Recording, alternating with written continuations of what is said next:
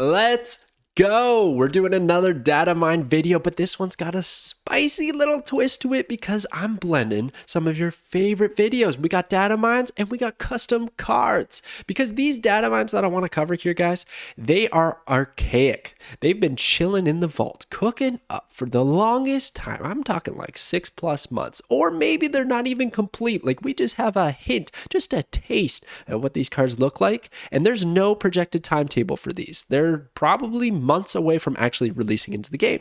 So I thought it would be fun to just have a look at them, talk about how they'd be in the game, some synergies and stuff like that, and maybe solve a few of the missing pieces to these cards.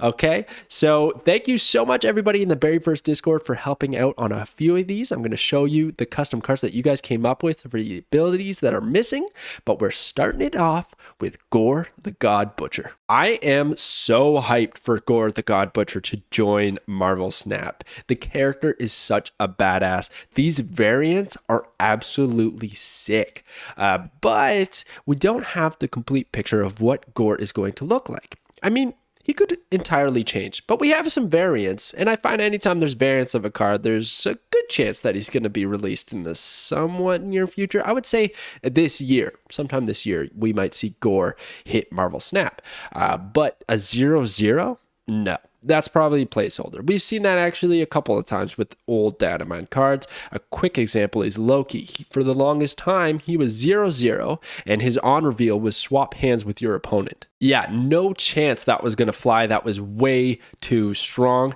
And of course it didn't. Even the ability changed. So is GORR the God Butcher's ability going to change? Well, I don't think so. I actually think this ability is here to stay, but of course he's not going to be a 0/0. So what stat line do I think he'll have? Well, I think he's going to be a 5/4 on reveal, destroy all 6 cost cards wherever they are. Now, I know you're probably thinking that is an insane ability that is so strong. We can't have that in Marvel Snap, but I think we've been seeing some crazy destroy synergies anyways. Looking at you, Eliath, that's coming out in September. But, you know, this is very strong, but it's also entirely reliant on your opponent actually running a 6-drop. And there are a lot of meta decks out there that just don't. So if you end up playing GORR and it does nothing, you spend 5 energy to do nothing and you got 4 power out of it, like that's rough. That's a Sarah stat line, and Sarah is discounting your entire hand by 1. So I feel like this is actually most likely where he's going to lie. I feel like a 5-drop is the way to go with this type of card because you slam it down on 5 and it's really disruptive to your opponent's big turn 6 play. And that's kind of what this is hinting at. Any earlier, I just don't know if it would have the same boom or bust potential or really fun effect, big swing that you could kind of capture out of it compared to just being a 5 cost. Now, I still think that a card like this with an amazing on reveal is worthwhile in a mana cheat, energy cheat type of deck. So you have like Lockjaw or Jubilee to cheat GORR out and just get that big destroy on your opponent's most valuable card. But then another thing that made me think about like the balance of this card is that Spider Ham exists, and Spider Ham is trying to hit those 6-cost cards that your opponent has already drawn. I mean, GORR could destroy a 6-cost card, but if it was at the bottom of their deck, it could be America Chavez, which is actually pretty sick. But regardless, you could destroy a card that they were never even going to draw anyways. And then it's like, where's the value? It's almost like a cable pulling that 6-cost card right from their deck into your hand.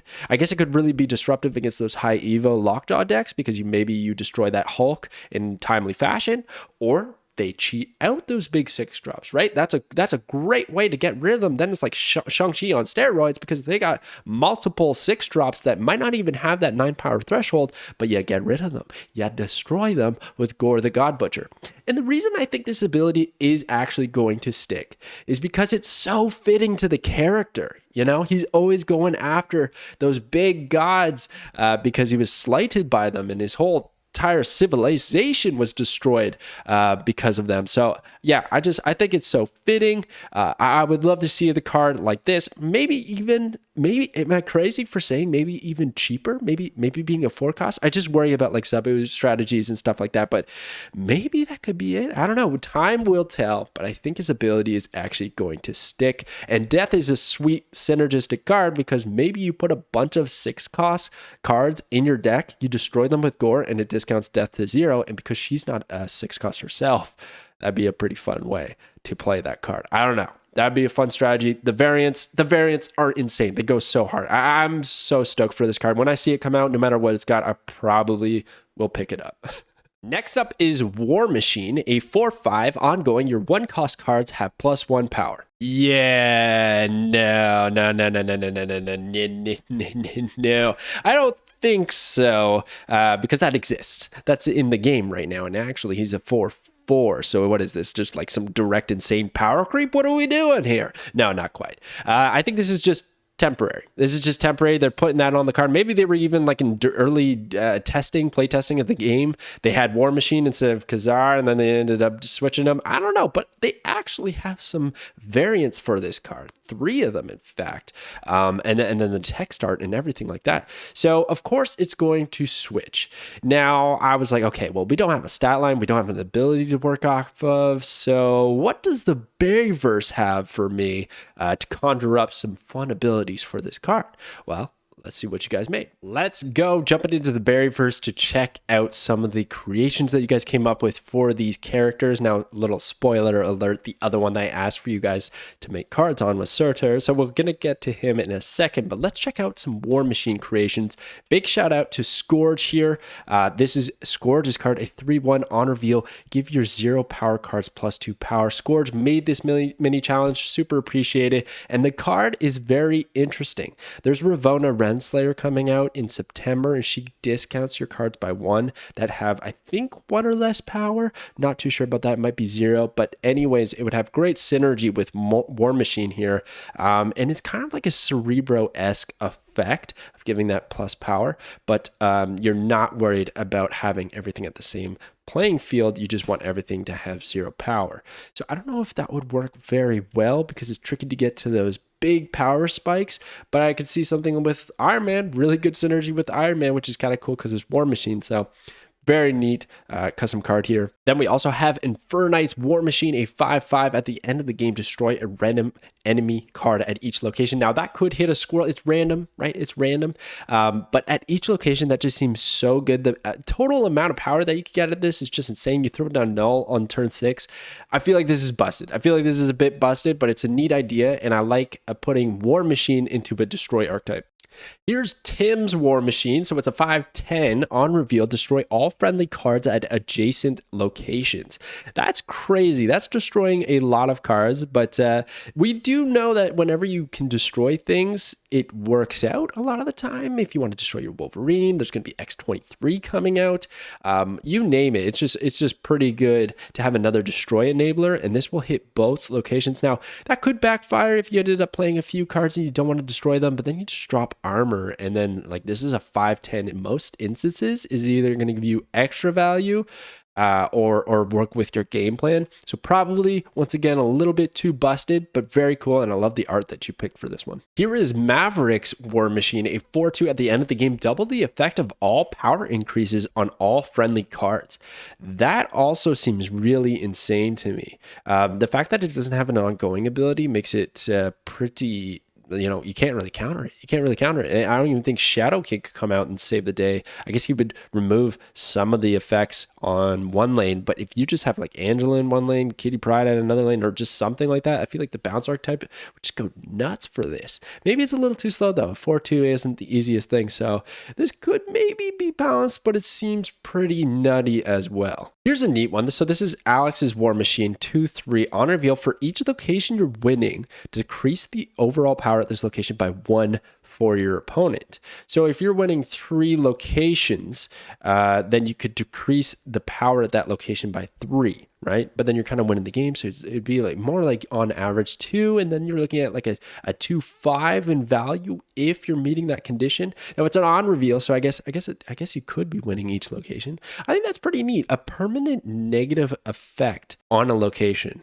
or a permanent positive effect. We don't really see that in Marvel Snap. Living Tribunal, I guess, is always balancing things out, but I thought this was a very interesting take. I like this one. I don't know where I'd go with War Machine, to be honest. I kind of like making him a destroy synergy, but then I also feel like you should have some kind of synergy with Iron Man and all of the Iron cards, Ironheart and all them.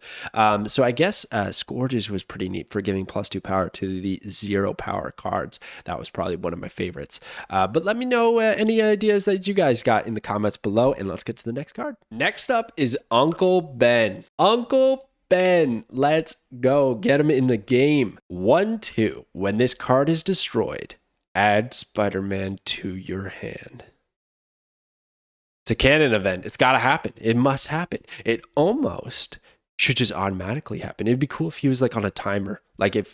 If it's turn 3, Uncle Ben is destroyed, and then you get Spider-Man pops into your hand. I think that'd be kind of a little bit better, because right now the way it is that great? Like, why not just run Spider-Man in your deck rather than having to meet this condition to get another card into your hand? Like, you could maybe look at Collector, Killmonger synergies to buff your Null maybe by 2 power. I don't know if that's all that great. I got the Spider-Man variants just for you guys to check out, because Uncle Ben here, he doesn't have any variants. He's just got a cool thematic effect. But yeah, I would like to see it like he's going to destroy himself. It's just going to happen in a few turns. Maybe that's a little bit too strong. You make him a 1/1. You make him a 1/1, you got to pay 1 energy for Spider-Man later on. Like, I don't know. Maybe that's not even all that good.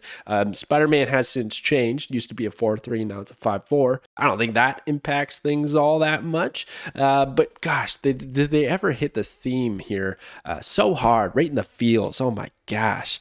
But very cool. I would like to see Uncle Ben join the game at some point. Like, I mean, they got the art, they got the text art, they're ready to go. Let's send it. Next up is SURTUR. So SURTUR is a 5/0. If you move the Human Torch to this location, +10 power. Now, I do not think they're going to keep that. That's why I have that asterisk there. It could be a 5/0, but I don't think the ability sticks. We've seen it in the past where they've, Team Secondary, at one point, I think they actually wanted cards to directly interact with one another, either from like a lore standpoint or just for a fun mechanic in the game. But they've omitted it on one occasion where it was Phoenix Force, actually, and Jean Grey. If Phoenix Force resurrected Jean Grey specifically, Jean Grey would get +10 power. They omitted that. They took that out of Phoenix Force's text, and now Jean Grey does something separately, and Phoenix Force does its own thing. I think they do the same thing here with SURTUR. Like, yeah, it'd be cool to move the torch around to his location, and then you get a bunch of power. You could probably easily get this to like a 5/20. I just don't see it being all that fun, because what if you open SURTUR in your spotlight caches, but you don't already own Human Torch? Like, then you can't even make use of the card. That's kind of weird, right? So I think they're gonna, stray away from those kind of mechanics, and they might go to one that you guys made in the Berryverse. Let's check it out. All right, here is Scourge's SURTUR. So it's a 6/8. At the end of the game, if your opponent is winning this location, destroy it. Broken. That's crazy. It is a 6-drop, but it doesn't have ongoing or on reveal or anything like that. And you just cheat this out with Jubilee or Lockjaw or some fashion of cheating this card out, and you win the game. Like, that is just nuts, because then they can't win one location. Like, it's guaranteed. I mean, you can't win that location either. You end up blowing it up and you lose all the stuff that you invested there, but they probably invested more if they were winning it. And if they're not winning it, then you just auto win it, because SURTUR is not going to destroy it. So it seems a little bit busted, but it's kind of a neat idea to just destroy a single location. We have Galactus destroying 2. I think Glenn's actually come out and confirmed that they will not be doing that ever again. But still, very cool concept. All right, here is the Turds 5/12 SURTUR. At the end of each turn, destroy your other cards here. At the end of each turn, that's pretty wild. You would kind of like never have the opportunity to get power there unless you like clawed over, or you had Colossus, Bucky Barnes maybe, or actually the best application is probably Armor. You play Armor, you play SURTUR here. It's a free 5/12. Can't even be destroyed by Shang-Chi. So that just makes this probably absolutely insane. Also crazy with 0. You always got to watch out for those kind of things whenever you're making cards. Like the high power things, they have to, work around the tech cards in a way that they can't be easily manipulated. I guess this is kind of like Red Skull, and he has those manipulations as well. So that could maybe work. But I think in most instances, this is either going to work with your strategies that your deck brought to the table, or it's just going to be an easy way to avoid the negative effect. I think this is my favorite one for SURTUR. So keeping the stat line but changing the ability, Jackpack has made 5-0. After you play a card here, destroy it to gain +4 power. An engine. So you can't play cards there, right? They're going to continuously be destroyed. It's almost similar to the last one we saw, except it's not an at the end of turn effect. It's when the card is played and revealed is going to get destroyed. So you're kind of just feeding these cards into SURTUR to build up this really powerful card. It's pretty good, but it's vulnerable to Shang-Chi and stuff like that. So there's counters. Also vulnerable to Shadow King. This would gobble this up so bad. Armor actually ruins it. This is an instance where armor would be a negative for this destroy engine, because all of a sudden now you're actually playing the cards there and they're not feeding into SURTUR. I love this idea. It would only take about 3 cards to get destroyed to get to the value that you probably want to be at. And then also you're eating up cards for null. So big null on turn 6. I think that is so much fun. The problem being that this is a turn 5 play if not cheated out sooner. That might be where it gets a little bit tricky. You'd have to do like a lot of cards on turn 6, which could work out because then you could be feeding 3 cards, gets you to that 12 power threshold. That might be enough. But otherwise, I think Mr. Negative is where this shines. You just flip this over. Mr. Negative already works beautifully with Arnim Zola and Null. So I could just imagine an insane amount of value from flipping all those cards, drawing them somehow and playing them. Like that's going to take a bit of a stretch, you know, that's how those negative decks work, but it would be a good time. So I think I really like this one. Here's a cool example of another card in the game that could change the location. So SURTUR, a 4/6 on reveal, turn this location into Ragnarok. Very fitting for the card. Ragnarok is after turn 4, whoever is losing this location gets their deck destroyed. Wow. So that's kind of like Lamentus 1, right? Destroying the deck, which could work for some people, and actually maybe even in, a SURTUR deck if you brought the right cards to the table with your death, your null, and stuff like that. So I kind of like that for synergistic purposes, but then also it's super disruptive to your opponent if you manage to pull it off. But it is whoever is losing this location. So it'd be a big race to win this after turn 4, which is where I have a bit of a problem because it's a 4-drop. So your opponent has no time to really react if you play this on the turn that the location, ability goes off. I would almost like to see the turn timer be at 5, giving them an opportunity to maybe play Magic or Storm or get rid of Ragnarok so that they don't have their deck destroyed, because this feels just like an easy see ya later. I'm going to pick your weakest lane, destroy your deck, and win the game. But conceptually, this is a very cool idea. So yeah, thank you so much for submitting those cards. That was awesome to look through. There were so many other good ones, but I don't want to eat up too much time here. But yeah, you could see that this, I think a lot of people would want this card to revolve around destroy, right? This character anyways, and then maybe changing the location, I think is a cool idea as well. So yeah, really good ideas. I think Jackpacks was my favorite one though. I love the idea of a destroy engine. So friggin' cool. Okay, I have one more card to show you, and it's probably my most anticipated Datamine yet. Mephisto. Let's go. I can't wait for this card. I hope the ability sticks. I hope the stat line sticks because it is just amazing. So Mephisto is a 6-0. A 6-0. He's got nothing going for him. But if you win this game, double your winnings. Now, I don't know what that means.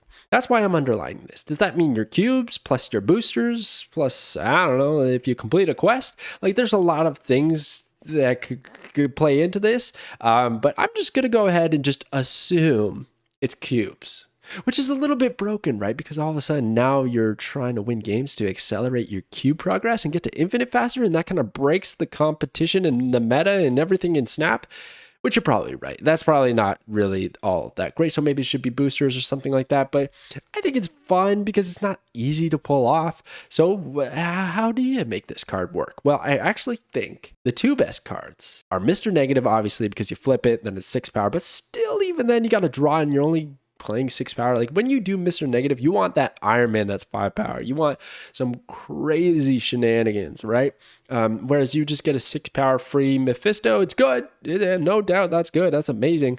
But it might not actually be enough to win you the game. But Iron Lad seems insane because now you're just playing Iron Lad on curve, and maybe even had Zabu out there, and you got him. You're playing a 3/6, and it hits this ability. You're good to go. You already set it up. Now it's just time to focus in and win this game. Now, of course, you're going to draw Mephisto, which is a dead draw at that point, because I don't know if it's exponential. You put this out, and it's like ×4. You win your cubes. Like, oh, see you later, rank 70, rank 80. I'm flying up the ladder. That'd be a little bit nuts. But man, it'd be fun. It'd be so fun to try. Just meme around with this card in the deck. Play a Hela deck.